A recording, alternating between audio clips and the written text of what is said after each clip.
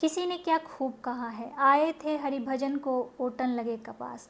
हम इस धरती पर क्यों आते हैं? पिछले जन्म का हिसाब किताब करने और अपनी आत्मा को उन्नत करने के लिए।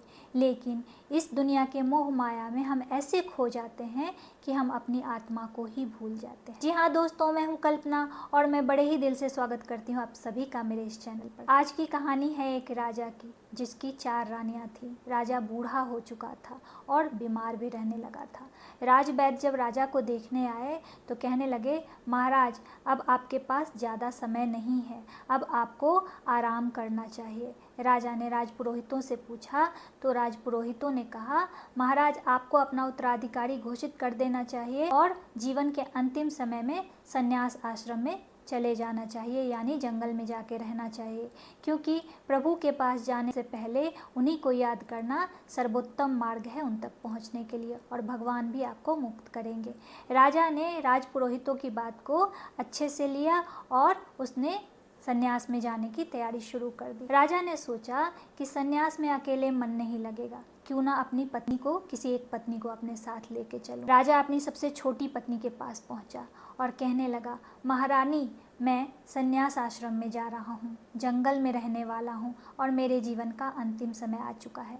ऐसे में मैं आपके साथ ही कुछ दिन बिताना चाहता हूँ, क्योंकि मैं आपसे बहुत प्रेम करता हूँ। रानी ने कहा, महाराज प्रेम तक तो सही है, महल तक तो सही है, लेकिन मैं जंगल में आके आपके साथ नहीं रह सकती, क्योंकि वहाँ के कठिन जिंदगी में मैं आपका साथ नहीं दे सकती।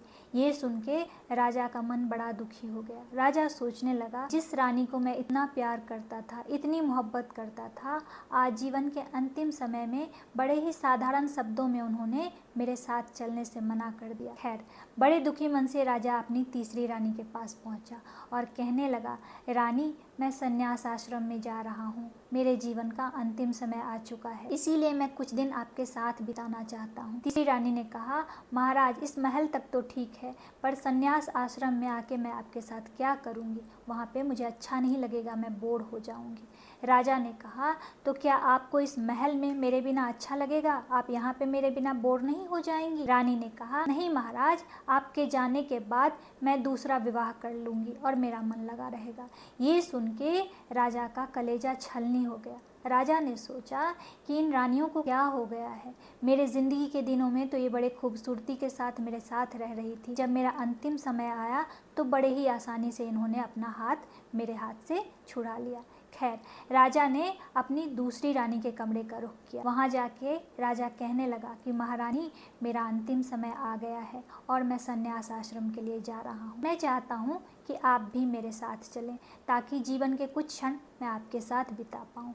रानी ने कहा, महाराज महल में तो मैं आपके साथ रहती ही थी, इतने साल तो मैं आपके साथ रही ही हूँ, लेकिन अब जंगल में मेरे आने का क्या प्रयोजन। हाँ, जब आपके देहांत की खबर मिल जाएगी तो निश्चित रूप से मैं आपका क्रियाकर्म बड़े अच्छे से करा दूंगी। मैं शमशान तक आऊँगी और जो भी रिचुअल्स होते हैं, जो भी क्रियाकर्म होते हैं, वो सब करा दूंगी। आपके जाने के बाद, आपके संस्कार के बाद भी जो क्रियाकर्म होगा, उन सब चीज़ों में भी मैं कोई त्रुटि नहीं रखूँगी, मैं सब कुछ अच्छे से कराऊँगी।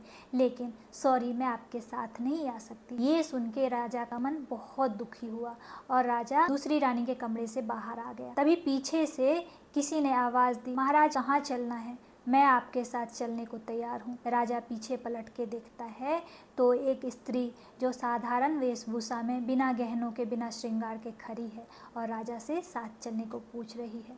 ये राजा की पहली पत्नी थी। राजा के आंखों से अविरल अश्रुधारा निकल पड़ी।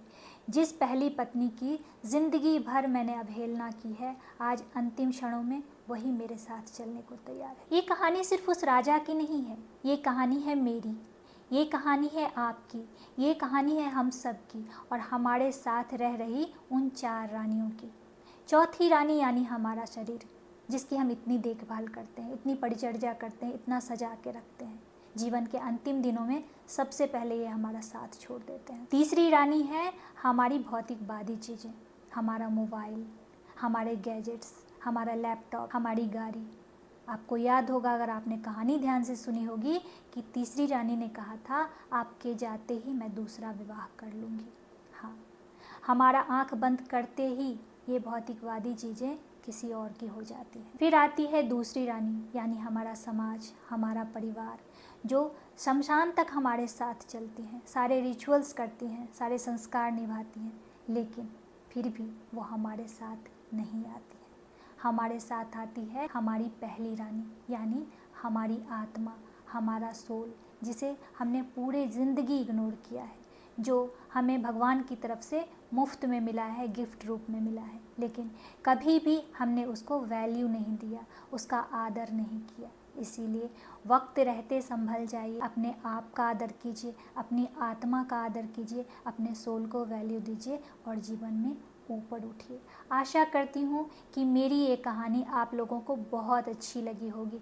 अगर लगी है तो मेरे चैनल को सब्सक्राइब कर लीजिए, वीडियो को लाइक कर दीजिए और जाने से पहले फिर से वही बात दोहराना चाहूँगी कि हर नामुमकिन मोड़ से गुजर के जाना है, हौसलों से कह दो मंजिल खुद बनाना है। मिलती हूँ एक नई वीडियो में एक नई कहानी के साथ, तब तक के लिए आप सबको जय हिंद।